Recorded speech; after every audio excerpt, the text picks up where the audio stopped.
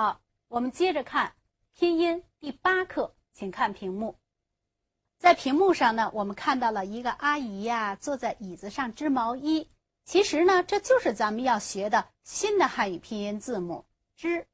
你看，这个字母是由2个字母组成的，一个滋，一个呵，织，织毛衣的织。那么如果我们再加上一个小一，我们就看到了整体认读音节织。大家要注意的呀，凡是在整体认读音节中见到一的时候，像这样，这个一它是不用来拼的，只是标调用的。所以呢，大家记住，不用拼这个一，只是标调。知，知，区别字母和音节的读法。好，接着我们看，知和其他韵母相拼，拼出什么呢？知啊扎。好，接着知遮，知乌猪，三拼，知乌啊抓，非常好。接着我们再看下一个字母。下一个字母啊，大家看一看，又从图中我们得到了好吃，吃。你看小哥哥和小刺猬都在吃苹果，吃就是它的读音，而呲加上呵组成了吃。整体认读音节吃。好，我们来看一看，吃啊叉会拼了，吃车，吃乌出，吃窝戳，三拼要读准。那么第3个字母呢，大家看一看，哎，有经验了，知道一下就读出来了。这里有个小狮子，这里有个老师。对了，字母就念诗。整体认读音节诗。接着是啊沙，和其他的韵母相拼呢，是奢，是乌书，是窝说。你看，你一旦学会了，你自己就读起来很快很方便了。我们再来看第4个字母，在这里边我们看到了红红的太阳，我们也把它叫做日头。见日的第一声，我们就有了一个新的字母的读音日。那么又从日头下的小苗小芽儿，我们得到了日的形状。好，认识了字母，当然了，整体认读音节也认识了。日拼一拼呢，日热，很好。日乌入，日乌窝若，你看自己就会熟练的相拼了，多好啊。那么我们看一看这几个字母啊怎么书写的。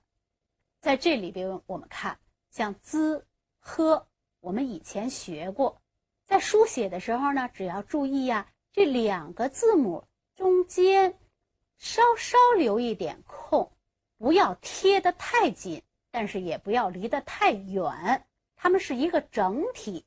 知书写的时候要注意到这一点。占格大家不陌生，原来它占哪格还是占哪格。好，再看吃，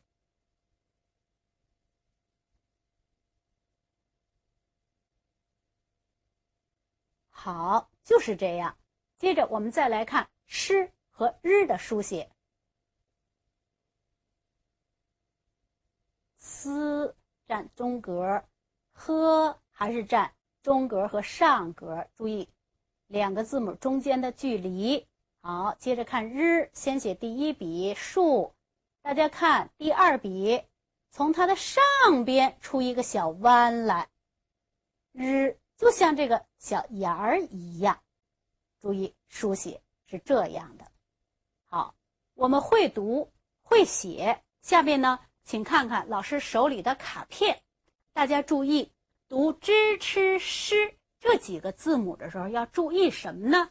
你们看，知要注意它的舌尖要翘起来，支，气流从舌尖往外冲，支，吃，诗，日。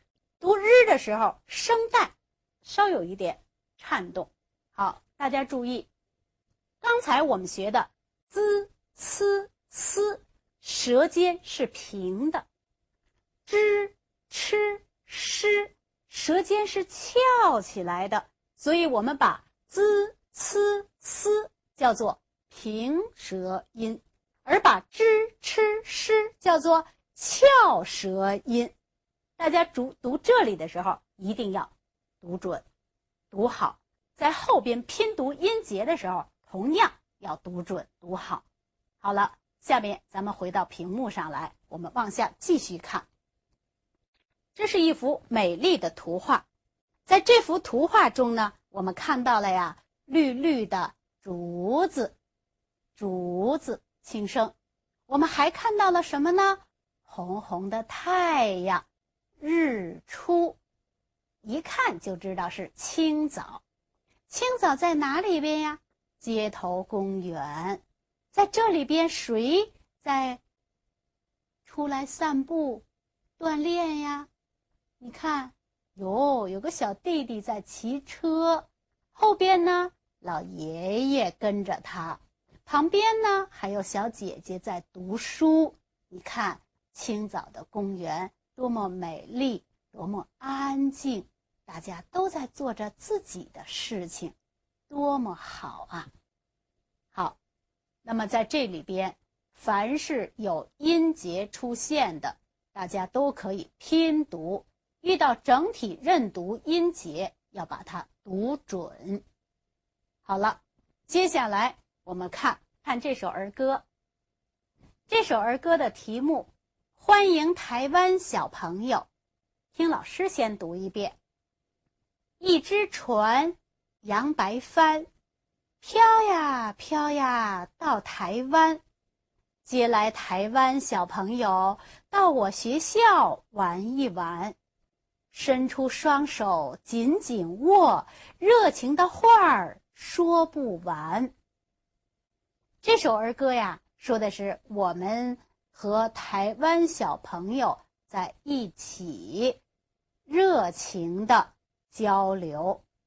那么大家读的时候要注意轻声读好，另外最后儿化音要把它连读好。跟老师一起读。欢迎台湾小朋友，一只船扬白帆，飘呀飘呀到台湾，接来台湾小朋友到我学校玩一玩，伸出双手紧紧握，热情的话儿说不完。读得真好，你看用红笔描出来的音节，你读得非常准。好，接着我们看最后横线里边的字比较多，但是呢都不陌生。来读一读：出、出、读、读、书、书、骑、骑、车、车，轻声的、的、画、画，还可以读词，读书、骑车，多好啊！其他的字也可以组成词。好了，那么这课我们就说到这里。